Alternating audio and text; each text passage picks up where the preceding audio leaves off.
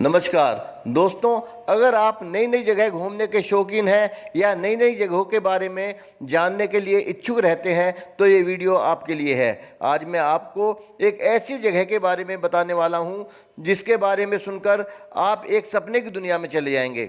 दोस्तों, असलियत में मैं आपको एक नदी या रिवर के बारे में बताने जा रहा हूं। देश में नदियों की हालत तो आप अच्छी तरह से जानते होंगे। सरकार नदियों की साफ सफाई के लिए हर साल कोई ना कोई प्रोजेक्ट लेके आती है, लेकिन इन सब के बावजूद होता कुछ नहीं है। करोड़ों रुपए खर्च करने के बाद भी नदियों की हालत जस की तस बनी रहती है। दोस्तों, नदियों को कैसे साफ रखना है ये हमें मेघालय के लोगों से सीखना चाहिए। मेघालय की उमंगोट नदी को देश की सबसे साफ नदी कहा जाता है। इस नदी का पानी इतना साफ है कि इसमें कांच की तरह आर पार दिखता है। पानी के नीचे का एक एक पत्थर क्रिस्टल की तरह साफ नजर आता है। इसमें धूल का एक कण भी दिखाई नहीं देता। ऐसा लगता है मानो नाव किसी कांच के ऊपर तैर रही हो। यहाँ नाव में बैठकर आप नदी के तल पर नाव की परछाई को साफ साफ देख सकते हैं। अगर आप एक सिक्का नदी में उछाल दे तो यकीन मानिए कि सिक्के को ढूंढना असंभव काम नहीं है। अगर एक बोतल में आपको मिनरल वाटर रख के दे दिया जाए और दूसरी बोतल में उमंगोट नदी का पानी भर के दे दिया जाए तो आप पहचान नहीं पाएंगे कि कौन सी बोतल में उमंगोट नदी का पानी है और कौन सा मिनरल वाटर है। यहाँ अगर पहाड़ों पर बहने वाले पानी की आवाज़ सुनना कानों को बेहद सुकून देता है। पक्षियों की चहचहाट हर समय यहाँ सुनाई देती है। नदी में पड़ने वाली सूरज की किरणें दिल को बहुत सुकून पहुंचाने वाली होती हैं। मेघालय की उमंगोट नदी का पानी इतना साफ है कि बिल्कुल कांच की तरह दिखता है। इस नदी में पानी के नीचे का हर पत्थर बिल्कुल साफ साफ दिखाई देता है। दोस्तों, ये खूबसूरत नदी मेघालय की राजधानी शिलोंग से 95 किलोमीटर दूर भारत बांग्लादेश सीमा के पास स्थित पूर्वी जयंतिया हिल्स जिले के दावकी कस्बे में बहती है। इस इलाके में रहने वाले खासी आदिवासी समुदायों के लोग इस नदी की हर दिन सफाई करते हैं। दरअसल ये परंपरा पुरखों से चली आ रही है। इनका मानना है कि सफाई इनके संस्कारों में रची बसी है। उमंगोट नदी 3 गांवों दावकी, दारंग और चेनांगडेंग से होकर बहती है। इन 3 गांवों में करीब 300 घर हैं और सभी मिलकर इस नदी की सफाई करते हैं। गंदगी फैलाने पर 5,000 रुपये तक का जुर्माना भी लगाया जाता है। महीने में 3 से 4 दिन कम्युनिटी डे के होते हैं। उस दिन गांव के हर घर से कम एक व्यक्ति नदी के सफाई के लिए पहुंचता है। दोस्तों, ऐसा अद्भुत नज़ारा भारत की किसी नदी में देखने को नहीं मिलता। ये बड़ी गर्व की बात है। इसीलिए इस नदी को भारत की सबसे साफ नदी कहा गया है। अगर दुनिया की सबसे साफ नदी की बात की जाए तो टेम्स नदी का नाम सबसे पहले आता है, लेकिन कई मायनों में उमंगोट नदी टेम्स नदी से भी कहीं आगे निकल जाती है। गंगा और यमुना नदी की हालत तो आपने देखी ही होगी। उमंगोट नदी साफ ही नहीं बल्कि उसके आसपास का नज़ारा भी बेहद खूबसूरत है।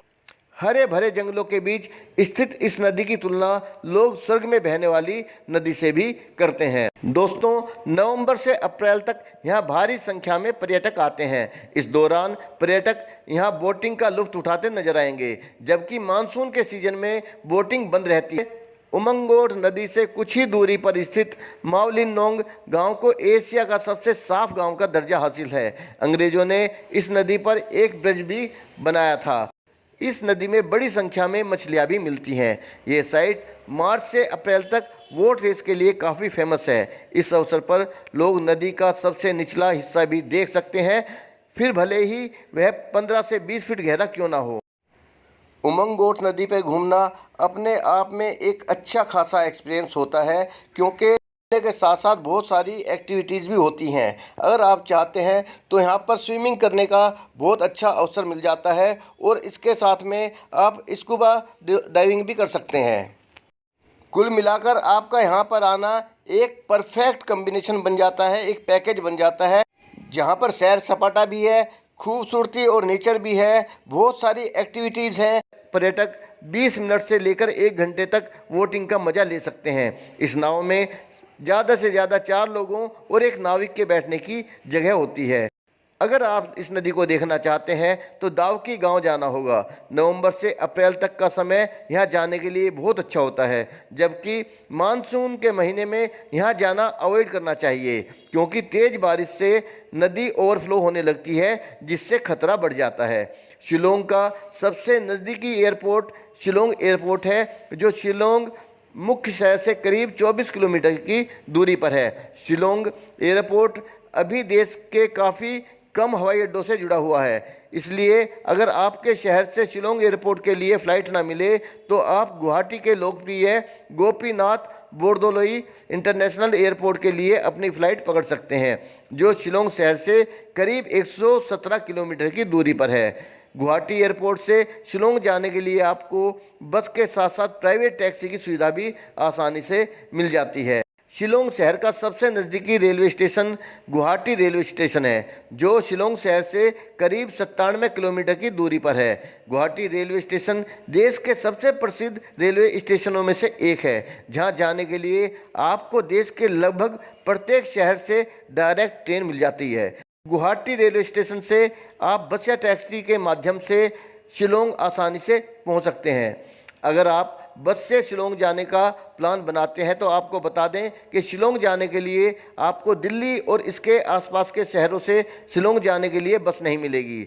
सबसे पहले आपको ट्रेन के द्वारा अपने शहर से सिलीगुड़ी जाना पड़ेगा, क्योंकि सिलीगुड़ी से शिलोंग के बीच कई सारी बसें चलती हैं। अगर आप मेघालय राज्य से ही जुड़े हुए हैं या आसपास के इलाकों से आते हैं तो आपको आपके राज्य के लगभग सभी प्रसिद्ध शहरों से शिलांग जाने के लिए मेघालय राज्य सरकार की बस साथ साथ प्राइवेट बस भी आसानी से मिल जाएगी। अगर आप मेघालय के आसपास के राज्यों से भी जुड़े हुए हैं तो आपके राज्य के भी कई प्रसिद्ध शहरों से शिलोंग जाने के लिए डायरेक्ट बस है। अगर आपके पास खुद की गाड़ी है या प्राइवेट टैक्सी लेकर शिलोंग जाना चाहते हैं तो आप बिना किसी परेशानी के शिलोंग पहुंच सकते हैं। शिलोंग शहर देश के सभी प्रमुख शहरों से सड़क मार्ग द्वारा अच्छी तरह से जुड़ा हुआ है। साथ ही शिलोंग जाने पर आपको सड़क मार्ग की स्थिति भी अच्छी देखने को मिलेगी।